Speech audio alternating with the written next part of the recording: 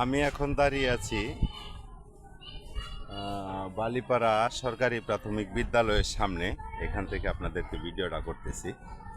এই বালিপাড়া সরকারি প্রাথমিক বিদ্যালয়ে 10 টাকার জন্যে ফিসের জন্যে ছেলে মেয়েদেরকে এমনভাবে চাপ দেয় যে তারা স্কুলে আসতে চায় না।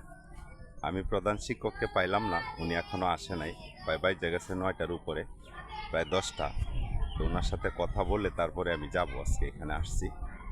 কেন ছেলে মেয়েদেরকে চাপ দেয়? এমনও অসহায় ছেলে মেয়ে আছে 2 টাকা দেওয়ার মতো ক্ষমতা রাখে না, কিন্তু তাদেরকেও চাপ দেয়, তারা ভয়ে স্কুলে আসতে চায় না। এটা 9 নং বালিপাড়া ইউনিয়ন, ত্রিশাল উপজেলা। এই ম্যাডামের সাথে কথা বলার জন্য আমি আসছি, কেন ছেলে মেয়েদেরকে উনি চাপ দেন এবং কেন ওরা ভয়ে স্কুলে আসতে চায় না। আর এটা যেহেতু ইউটিউবে ভিডিওটা ছাড়বো, সতর্কতামূলক ভিডিও, অবশ্যই শেয়ার করবেন সবাই। কেন হয়? সরকার কি 10 টাকার জন্য অচল হয়ে গেছে? সরকার কি 10 টাকা পায় না? সাধারণ শিক্ষার্থী যারা আছে তাদের জন্য 10 টাকা ফিস, 20 টাকা ভর্তি ফিসের জন্যে তারা কেন অপরন্তভাবে চাপ দেয় যে ছেলেমেয়েরা স্কুলে আসতে চায় না? এর কারণ কি?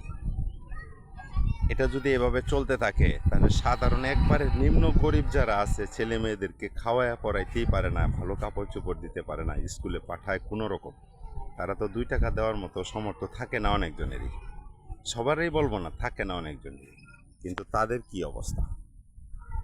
সেই অবস্থাটা যেন না হয় এবং সেই হিসাবটা যেন না হয় এবং এই অবস্থাটা যেন তারা না করে, এবং এটার জন্য ভিডিওটা আমার করা, এটা যেন তারা কোনোভাবেই না হয়। এটা আমরা যারা সচেতন নাগরিক আছে আমরাও এটা কাম্য না।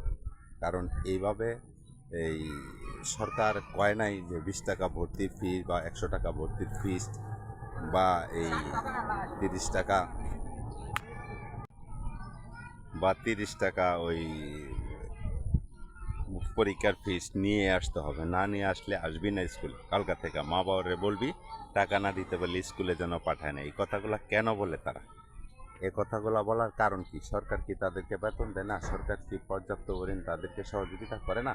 তাহলে কেন বলবে? সরকার উপবৃত্তি দিছে, বিভিন্নভাবে সহযোগিতা করতেছে। এখন ভর্তির ফিস এবং এই পরীক্ষার ফিসের জন্য ছেলে মেয়েদেরকে চাপ দেওয়ার মানে কি? অজস্র পোলাপান স্কুল থেকে ঝরে যাচ্ছে, যা তারা একবারে গরিব। আমি একজনের নিয়ে আসছি, তারে আর আপনাদের ক্যামেরার সামনে তুলে ধরলাম না, ছেলেটা একবারে ছোট মানুষ। তারে নিয়ে আসছি, কান্নাকাটি করতেছে যে আমার পরীক্ষার ফিস ছাড়া গেলে ম্যাডাম আমাকে মারবে।